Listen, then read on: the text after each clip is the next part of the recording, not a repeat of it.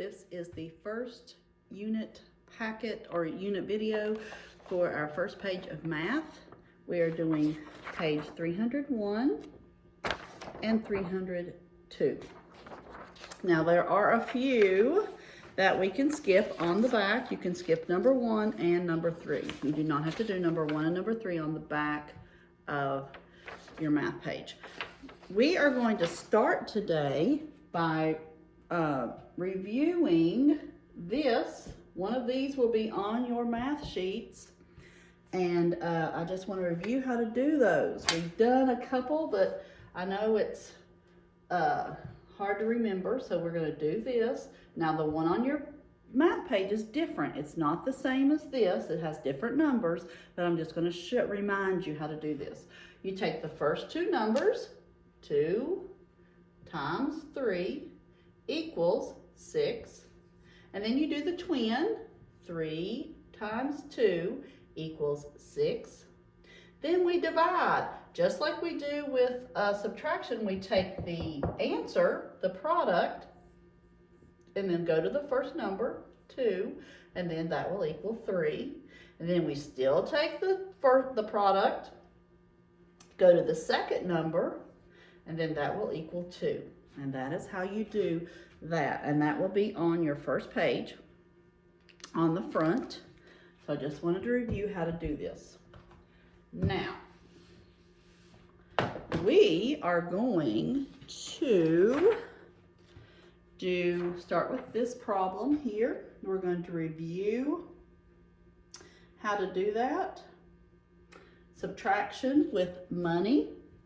We cannot subtract 3 from 0. We can't borrow, so we got to go all the way over here. Make the 1 a 0, make the 0 a 10, mark it out, make it a 9, make the 0 a 10, mark it out, make it a 9, and make this 0 a 10. We do not mark it out again. We leave it a 10. And then we go 10 minus 3 is 7. 9 minus 2 is 7. Bring down that decimal. 9 minus 5 is 4.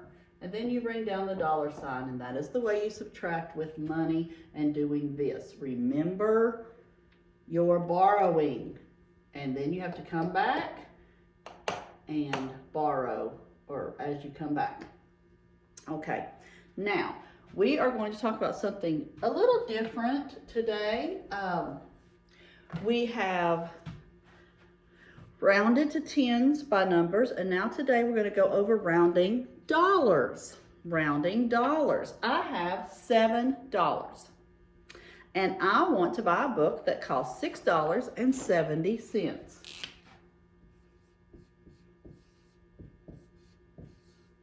Now, do I have enough money to buy this book that costs $6.70? Yes, because I have $7. Yes, I do. If I rounded the cost of the book to the nearest dollar, the cost of the nearest dollar of $6.70, the cost would be $7. Now, this amount, because it's between the $6 and the $7,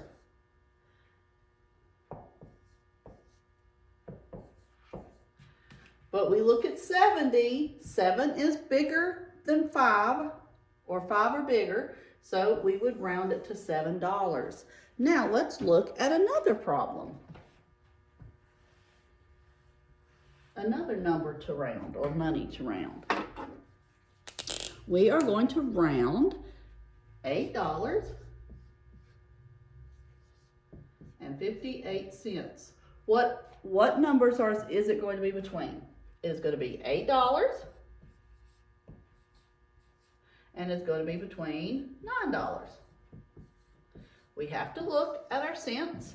58, when it's 50 or more, you round up. If it's 49 or less, you go back. And it is 58, so it'll be rounded to $9. Okay, the next problem we're going to do is remember that when a number is rounded by money, when money is rounded, It's going to end in 0 just like numbers do. So remember that. You'll have some work on that on the back of your math sheet to remind you. So if it's rounded money, the cents is 0, 0. No numbers in it, just 0, 0. No other numbers. Okay, now we are going to discuss making change. So give me a minute on doing that. Claire has $10 to spend. It's sort of similar to that other problem we did. Claire has $10 to spend.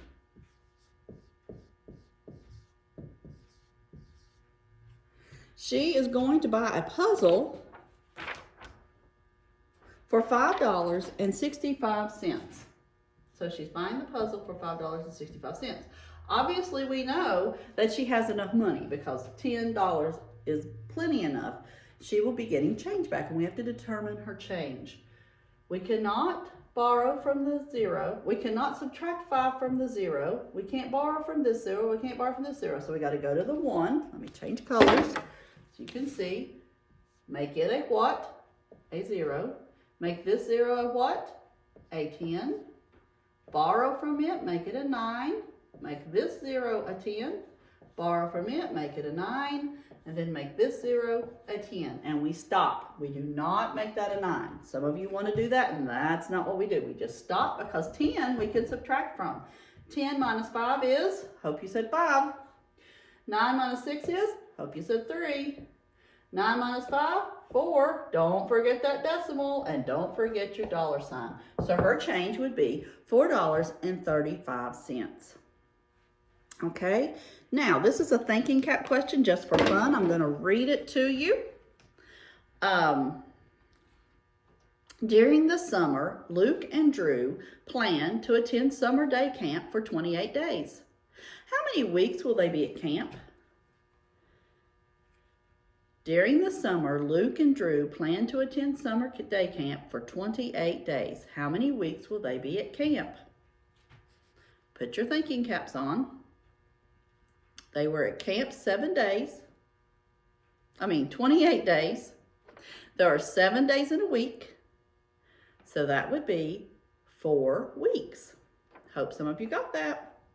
Sarah plans to attend for only 3 weeks. How many days will she attend camp? She's going for 3 weeks. There are 7 days in a week. How many days will she attend camp?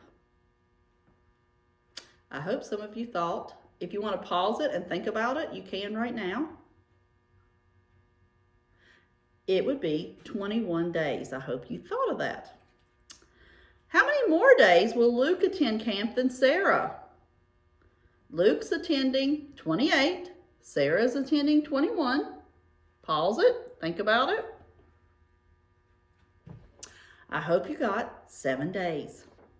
And 7 days is 1 week. So, that is all for this math lesson. I hope you are doing well. Do your math lessons. Write neatly so I can read it. Be good for mom, dad, grandma, grandpa, whoever's helping you with your work. I love you. I'm praying for you. Stay healthy.